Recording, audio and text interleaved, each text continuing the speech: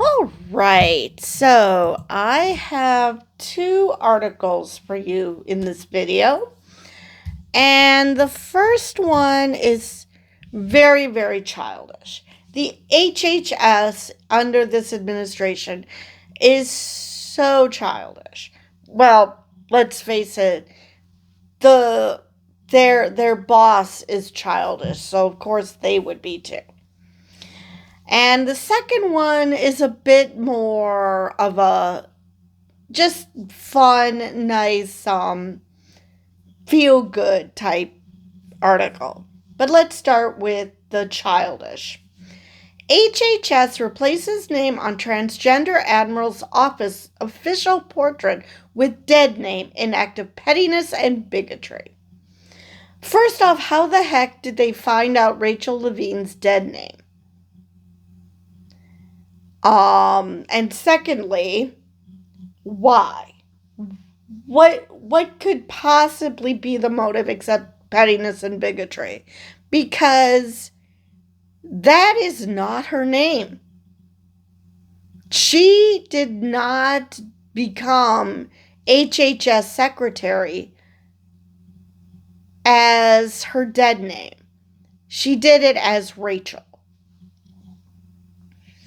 And not only that, it's just I have encountered typically female names that men have as a name, and it has nothing to do with them being trans. Like, there was this sports reporter that I saw years ago who was named Kim. Before that, I have never heard of a man named Kim. It was always a woman's name. I think I've mentioned this before. My dad had never heard Renee being a woman's name until he came to this country, because in Europe it's a man's name. So why are we changing names here? Because technically that doesn't denote transgender, simply because, people get named weird things that's like, wait a minute, isn't this a woman's name? Isn't this a man's name? I mean, if their parents name them that, what's the big deal? Or if they like that name, again, what's the big fucking deal? But anyway, let's get to the article. And these two articles are, of course, from The Advocate. The Department of Health and Human Services, under Secretary Robert F. Kennedy Jr., has removed the legal name Rachel from Admiral Rachel Levine's official portrait, replacing it with her dead name, and doing so beneath the mounted glass typically used for permanent institutional displays. Levine was the first transgender person confirmed by the U.S. Senate, something that took place under President Joe Biden. Now, I know that RFK Jr., people make fun of the brain worm, which apparently wasn't a worm. But, I mean, why would he do that? I know that he's said a lot of anti-scientific stuff, but has he gone against transgender? Has he gone? I didn't think he was a transphobe. I thought that he just went against science in other ways, but not when it comes to trans. But I guess, if you're going to tell people that, oh, if you die from a deadly disease, oh, well, better than the chance of you being autistic, right? So I guess it would stand to reason that he wouldn't care if people want to commit suicide because they are living a lie. Anyway, NPR, which first reported the development, described the setting in stark terms. On the seventh floor of the Humphrey Building in Washington, D.C., portraits of those who have led the Public Health Corps at HHS hang. Levine's portrait was among them until the nameplate was altered. The modification appears to have occurred during the recent federal shutdown, shortly after Assistant Secretary for Health Brian Christine was confirmed by the Senate. Such an action during a shutdown raises immediate procedural concerns. It's always hilarious when I read that, because when has this administration given a tinker's damn about procedure? Shutdown rules restrict employees to duties tied to public safety or health emergencies. Altering a portrait, especially removing the frame's glass and replacing it with a different nameplate, does not appear to fall into that category. Yeah, neither does dead naming a trans person, but here we are. Adrian Shanker, who served as Levine's deputy and directed the office of the Assistant Secretary for Health Policy, said the move reflects a troubling misuse of institutional authority. No shit. During her entire time as Assistant Secretary for Health and Admiral of the United States Public Health Service, Admiral Levine was a dedicated public health servant. Shanker told The Advocate. She was working to end the HIV epidemic, responded to syphilis surges, improved mental health and nutrition, and really worked for the health and well-being of all Americans. And it seems like what the folks that are there now are doing are small acts of pettiness and bigotry. It's not only unfair to Admiral Levine, but it's unfair to the American people that this is the level of seriousness of the current political appointees at HHS. Not just HHS, throughout the freaking administration, there is completely unserious people. I mean, come on. We have a Secretary of Defense who, in 2016, understood that it is your duty to disobey unlawful orders. He understood that, and now he's committing war crimes. I mean, he has made it impossible for him to leave the country, because if he does, I'm sure the ICC will take him in. It's just unbelievable. So yeah, I mean, you could say that about the entire cabinet, about the entire administration. HHS defended the change in a statement to NPR, claiming its priority is to ensure that the information presented internally and externally by HHS reflects gold standard science. Bullshit. Because all the major medical associations acknowledge that trans people exist. How is dead naming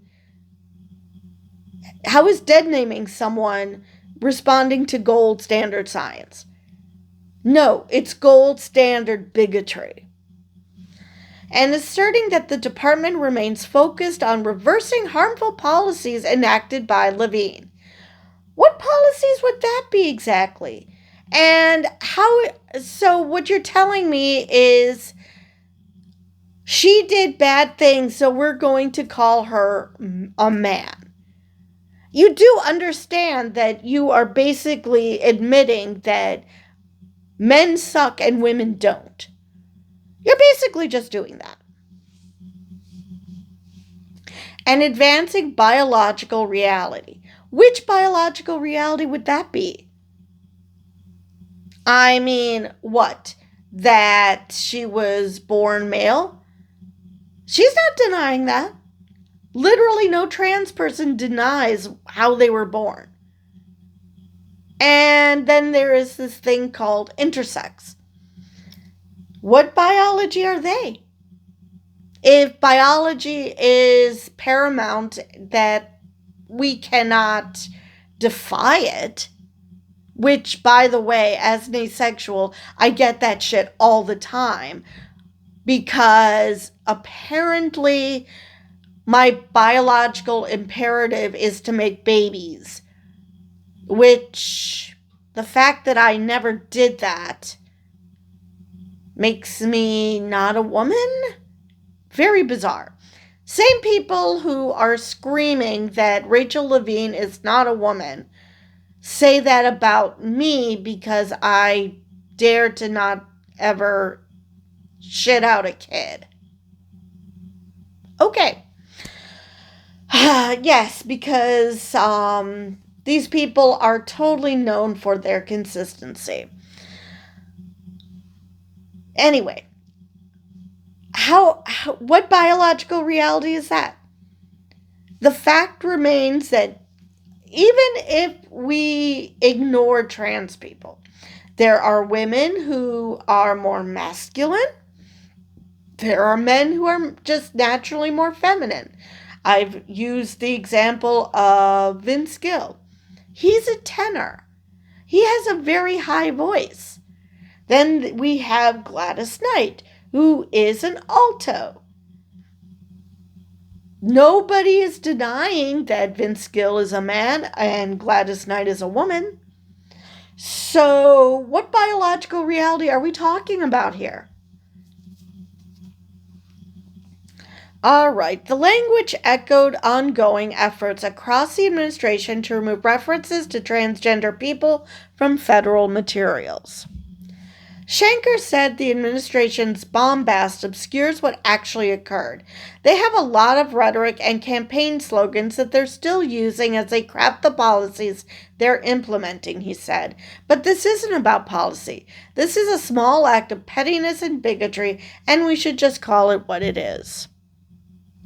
He added that the portrait alteration fits into the broader pattern of the administration seeking to erase transgender people from public life.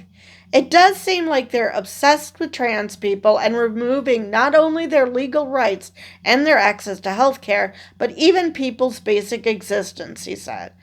Well, yeah.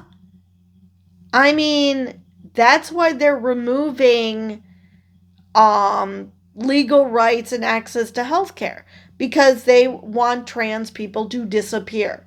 They heard that if they don't have access to health care and if their legal rights are trampled on, they're told that they will commit suicide. And that's what they want.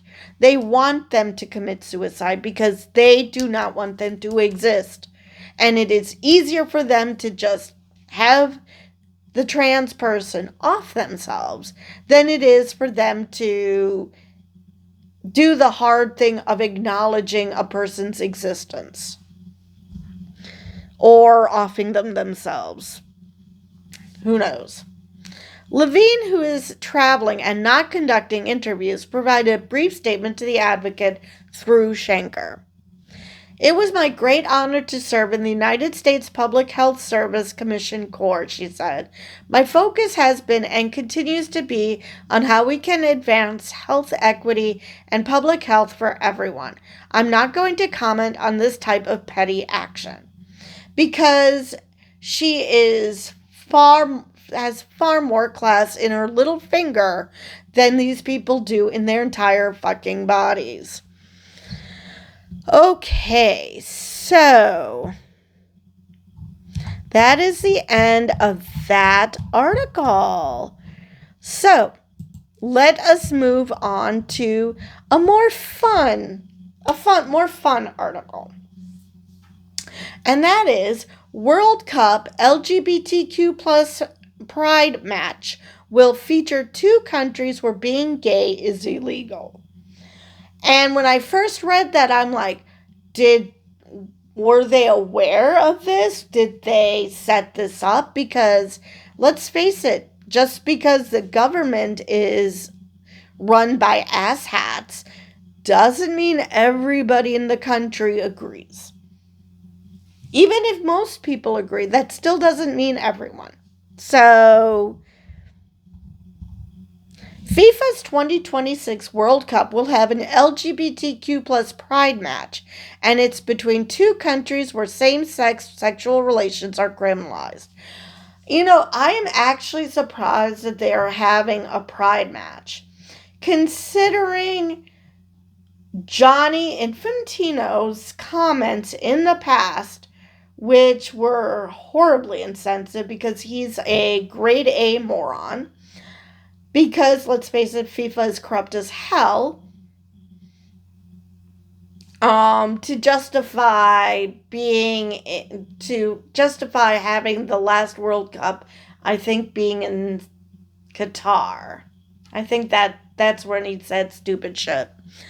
And they created a FIFA Peace Prize 2 months ago now, just so Trump could win it because he needs a participation trophy for not winning the Peace Prize that he wanted.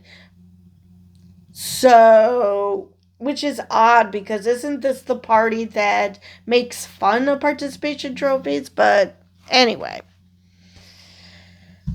So, yeah, I'm surprised. And considering it's one of the hosts is the U.S., and Trump is bent out of shape at the thought of the LGBT plus community existing, I'm going to say, yeah, I'm shocked that they're having this. The International Soccer Tournament's first ever Pride-themed game will be hosted in Seattle, Washington at Lumen Field on June 26th, the first day of the city's annual Pride weekend. It will take place between Iran and Egypt, both countries where it is illegal to be queer. I really would love to know how the players feel about this. I really do. Because, again, just because the country is homophobic doesn't mean that the players are. So, yeah, I would love to know how they feel about it. Or, how the governments of those countries feel about it, because I'm sure they're thrilled. Egypt criminalizes same-sex sexual activities between men with a maximum penalty of 3 years imprisonment and a fine. Meanwhile, Iran is the one nation that is known to actively enforce a death penalty for same-sex sexual relations, as the Islamic Penal Code of Iran punishes livat, or sodomy, tafkiss, which is thigh sex. What the hell is thigh sex? I honestly want to know, what the fuck is that? And musaheke, which is lesbian intercourse, levying up to 100 lashes for other sexual acts. Okay then.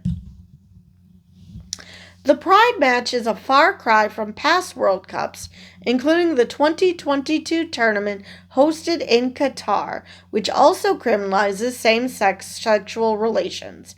FIFA banned players from wearing One Love armbands in support of LGBTQ plus rights that year, while confiscating other rainbow items from fans.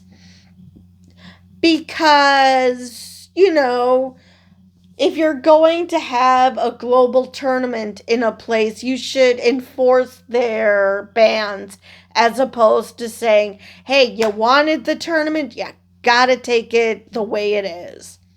Yeah, perfect. In one notable instance, soccer journalist Grant Wall was detained by security and forced to remove his rainbow t-shirt. Wall, an outspoken LGBTQ plus ally and critic of Qatar's human rights abuses, shortly after died of an aortic aneurysm.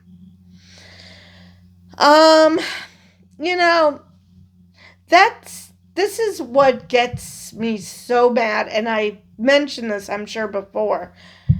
This idea that homophobes whine that gays stole the rainbow, but the only people who are freaking out about rainbows on merch are the homophobes. Gay people understand that just because you have something that has a rainbow, like, say, a multicolored cup. That doesn't necessarily mean gay pride. It just means it's rainbow colored. Anyway, I mean, what? They watch My Little Pony now and think it's a gay agenda? Maybe that's the problem. Maybe they didn't watch My Little Pony. And this is coming from someone who never watched My Little Pony because Eric Wall, Grant Wall's brother, who is gay, celebrated the historic Pride match in a post on X, writing, "The Egypt versus Iran match in Seattle in June just happens to be the Pride match.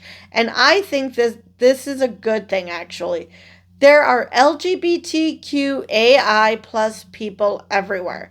All are welcome to be themselves in Seattle." Seattle Mayor-elect Kate Wilson also voiced her support for the match, saying in a post that it is an opportunity to show the world that in Seattle, everyone is welcome. "Our city is ready, the fans are ready, and I can't wait. FIFA World Cup is coming to Seattle, and we are excited to be part of the global celebration," Wilson wrote. "With matches on Juneteenth and Pride, we get to show the world that in Seattle, everyone is welcome. What an incredible honor." Okay, so that is the end of that article. So yeah, there are people who suggest that the World Cup should be boycotted, and I totally respect and understand that. Actually, I question, at least for the matches that take place in the United States, how well attended that's going to be, because depending on the teams,